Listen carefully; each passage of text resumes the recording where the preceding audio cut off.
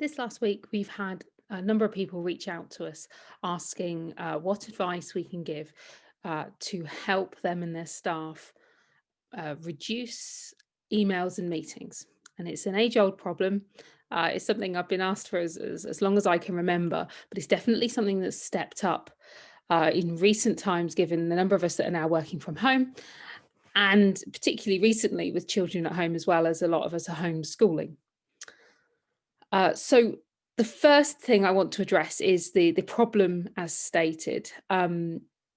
Sometimes meetings and emails can be the most efficient way to get the job done. Meetings and emails in my world, for example, usually tend to be good things. So the problem I'm actually going to address in this very short video is how to reduce unnecessary meetings and emails, and how to manage the necessary meetings and emails as efficiently as possible. And a few of the causes, I think, for this problem stepping up recently is, with many of us working from home, there is a tendency to over-involve people in projects and activity. So you get more invitations, more emails copying you into things. There is also a lack of informal communication that's happening in the office. So people tend to schedule meetings for those things. And there is also the technology element. There is this automatic scheduling that happens in Outlook and Google, where by default meetings tend to be an hour or half an hour. And people tend to try and fill that time when they're in an electronic environment, more so than if you were sat face to face and you could just walk away. So let's have a look at some of the solutions that we have to offer you, and we've canvassed these using our experience, but also our continuous improvement practitioners forum, who offered their advice as well. So the first one is definitely counterintuitive. One of the ways that I recommend you reduce meetings and emails is to actually hold more meetings, but more frequent, shorter meetings. Anybody that's done any work with us or has received our emails before will know that we're huge advocates of daily meetings and project stand-ups. In our world, we have catch-ups every morning. 10-15 minute daily meetings. You can see one of our practitioner meetings there. And project stand-ups we have at least every week. Depending on the stage in the project, we might have them more frequently. The point is, these are short and sharp, and it definitely reduces the amount of other emails and meetings that happen throughout the week, because everybody feels more in the loop, more informed about what's going on.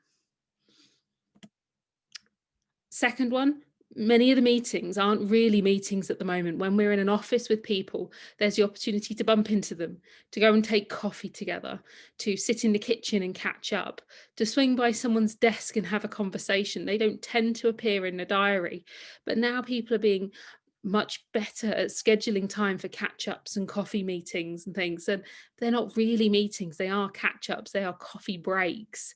And we really need to give ourselves permission to allow those into our diary. My tip here is to label it accurately. So if I have a formal meeting, I put meeting in the title, and then I put what it is there to achieve, what the purpose of that meeting is. If it's a catch up, I write catch up. If I've said to somebody, let's get a coffee and have a chat, I put coffee break and then that person's name. So labeling those meetings can really help you understand actually what is taking up your time in that diary.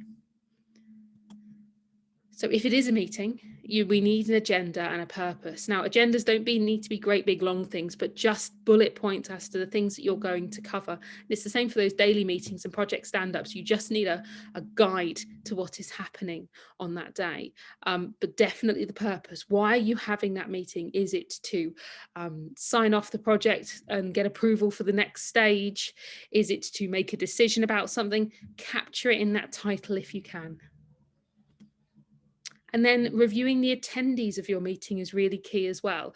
Everybody that's coming needs to either be coming to learn something or to add value to that meeting. If they're not there for either of those things, then you really need to question why they're coming.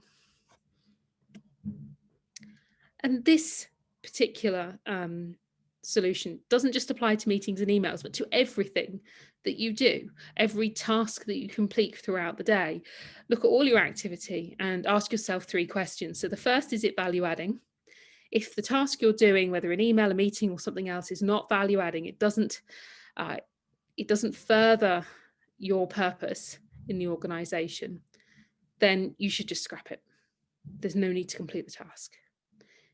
Then ask yourself, are you the best person to do this? If the answer is no, then delegate it to the person it is. And then lastly, is this the most efficient way to do something? And if it's not, make it efficient, improve it so that you save time next time. Another tip, this one came from our practitioners forum, is to set up WhatsApp or MS Teams or Yammer or whatever informal communication channel works for you in your organization to take away a lot of that chatter from emails. It also extends the number of people that can view those questions and queries and notes that are going on. It stops your email box getting flooded, and it's a really good supplement to those daily meetings that we talked about earlier. Another one from our practitioner group. This one is particularly relevant for parents that are homeschooling, and my 4-year-old son is at home today, but putting an email footer on your emails to help manage the expectations. Or an out of office type thing, something that says there might be a slight delay responding to your email. My working hours are currently skewed by homeschooling commitments. If you need an urgent response, then give me a call. Pray for me, or something along those lines, so that your colleagues know what you're dealing with. And then this was another really good one from our practitioners forum. This idea of setting email rules. I don't know how many of you use email rules at the moment, but you can set rules so that anything with something in the title or anything from a particular person goes into a subfolder in your email. So particularly useful for things like meeting acceptances or declines, bounced emails, emails about particular projects that you only want to review when you're ready. That can really take the pressure off, not seeing them in your main mailbox, but knowing that they are there to look at when you're ready in a particular time. It helps keep your mailbox clear and your mind clearer as well. Okay, and that is about it for the tips we have. You might want to try all of those. You might want to try a combination of them. Hopefully you found that useful. If you give any of them a go, let us know. Let us have some feedback. If you have any other tips, please let us know as well, because we can add to this video at a later date.